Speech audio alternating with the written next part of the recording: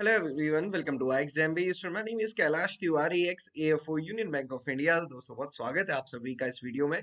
हम आज डिस्कस करने वाले हैं नाबार्ड कैसे एक बेस्ट गवर्नमेंट जॉब है आईटी स्टूडेंट्स के लिए 2024 में। आप सभी को पता है नाबार्ड एक डेवलपमेंटल फाइनेंशियल इंस्टीट्यूशन है जो एवरी ईयर रिक्रूटमेंट करता है, और वो कौन सी पोजीशन होती है असिस्टेंट मैनेजर की, या जिसको हम बोलते हैं ग्रेड ए। और यहाँ पे अगर आप देखेंगे ये इनिशियल ऑफिशियल लेवल की रिक्रूटमेंट होती है, सैलरी 1 लाख प्लस होती है, इसलिए ये मॉनेटरी टर्म में बहुत अच्छी जॉब है कि जस्ट आपकी ग्रेजुएशन के बाद विदाउट किसी एक्सपीरियंस के आपकी ये सैलरी होगी, वो भी गवर्नमेंट सेक्टर में, और वो भी नाबार्ड जैसे एपेक्स इंस्टीट्यूट में जो कि एग्रीकल्चरल और डेवलपमेंट के लिए वर्क करता है।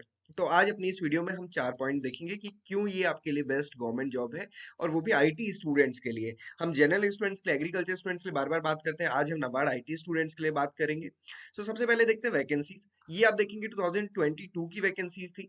2022 में आप देखेंगे जो अभी प्रेजेंट रिक्रूटमेंट चल रही है उसमें आप देखेंगे आईटी की 40 वैकेंसीज हैं और जनरलिस्ट की 77। तो आप देख सकते हैं किसी भी स्ट्रीम में, बाकी स्ट्रीम में कितनी कम वैकेंसीज हैं, आईटी स्ट्रीम में सबसे ज्यादा वैकेंसीज हैं 40।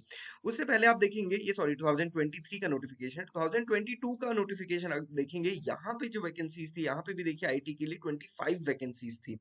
कहने का मतलब क्या है, आईटी एक ऐसी मेजर स्ट्रीम है जिसमें की वैकेंसीज काफी ज्यादा आती है नाबार्ड में। अब क्योंकि आईटी स्टूडेंट्स का गवर्नमेंट जॉब की तरह की तरफ इंक्लिनेशन उतना नहीं होता है, इसलिए यहाँ पे कंपटीशन भी कम होता है। दूसरी चीज है कि यहाँ पे जो पे स्केल है, पे स्केल आप देखेंगे यहाँ पे पे स्केल तो काफी अच्छा 44,500 से स्टार्ट होता है, और जो सैलरी है वो हमारी 1 लाख प्लस होती है। आप देखेंगे ये न्यूली ज्वाइन कैंडिडेट की सैलरी, ग्रॉस सैलरी है 1 लाख, और अभी तो ये और इंक्रीज हो जाती है, तो ये और अभी बाइपर्टाइट सेटलमेंट भी होना है तो ये डेफिनेटली और इंक्रीज होगी। तो 1 लाख प्लस सैलरी है, ये दूसरा चीज होगी। मतलब मैं आपको रीजंस बता रहा हूँ। पहला रीजन, यहाँ पे नंबर ऑफ वैकेंसीज ज्यादा है आईटी स्टूडेंट्स के लिए एज कम्पेयर टू बाकी अदर स्ट्रीम्स। दूसरा, यहाँ पे सैलरी अच्छी है। तीसरी चीज है जो एग्जाम का पैटर्न है। अब आप कहेंगे एग्जाम का पैटर्न हमारे लिए कैसे बेनिफिशियल है आईटी स्टूडेंट्स के लिए। आप देखिए, आपको reasoning, English, computer knowledge, quants and decision making ये करना है, ये सब क्वालिफाइंग होता है। जो फेज 2 में सिलेक्शन होगा वो होगा general awareness, ESI and agriculture के मार्क्स के बेसिस पे, मतलब आउट ऑफ 100 कट ऑफ बनती है। अब आप कहेंगे सर ये तो डिफिकल्ट है, ये तो हमने पढ़ा भी नहीं है कभी, आप कैसे कह रहे हैं कि ये बेस्ट अपॉर्चुनिटी है। ओके, पहले पेपर का पैटर्न समझ लेते हैं, फिर मैं समझाऊंगा कि, या फिर मैं आपको बताऊंगा कि कैसे ये बेस्ट अपॉर्चुनिटी है। ये पेपर का पैटर्न है, इस 100 मार्क्स में से आपके जितने मार्क्स आएंगे उसकी मेरिट की बेसिस पे आपका फेज 2 के लिए सिलेक्शन होगा।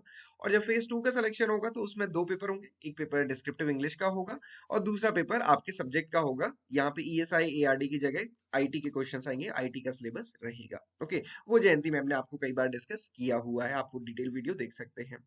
अब आपके लिए क्यों ये इजी है, आप देखिए जर्नलिस्ट कैंडिडेट की कट ऑफ कितनी जाती है प्रीलिम्स में, 41.75।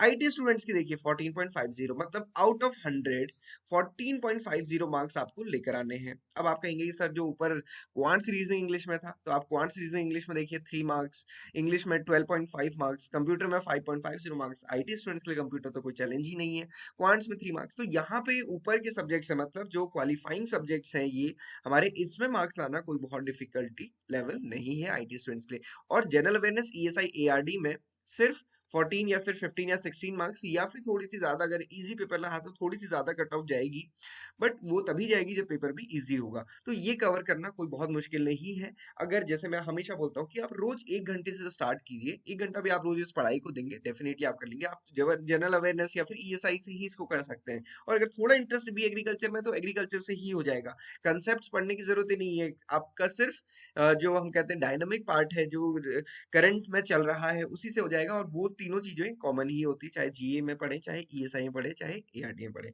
2021 की भी कट ऑफ देखेंगे तो जर्नलिस्ट की 53.50, थोड़ा सा पेपर इजी था। आईटी की 26.25। तो आप देख सकते हैं कि कट ऑफ बहुत कम जाती है as compare to journalist post. तो इसलिए ये एक बेटर अपॉर्चुनिटी है। अब स्टार्ट कैसे करना है, सीधे करी स्टार्ट कीजिए प्रीवियस ईयर पेपर से। फेज 1 का पेपर देखिए, क्योंकि फेज 1 तो कॉमन है, वहां पे वो सारे सब्जेक्ट्स हैं, तो एक बार पेपर जरूर देखिए और देखिए कि आपके कितने मार्क्स आ रहे हैं। और आपको ये तो माइंड में आपके रहना चाहिए कि हाँ हमारी कट ऑफ कम जाती है, बट आप डेफिनेटली अभी, क्योंकि नोटिफिकेशन अभी नहीं आया, नोटिफिकेशन आने में टाइम है, डेली 1 आवर भी आप इसको देंगे तो बहुत अच्छे से आप इसको प्रिपेयर कर सकते हैं। प्रीवियस ईयर पेपर आपको प्रीलिम्स के प्लस फेज 2 के आईटी का भी आपको पेपर हमारी वेबसाइट पे मिल जाएगा, आप उसको देख सकते हैं, डाउनलोड कर सकते हैं।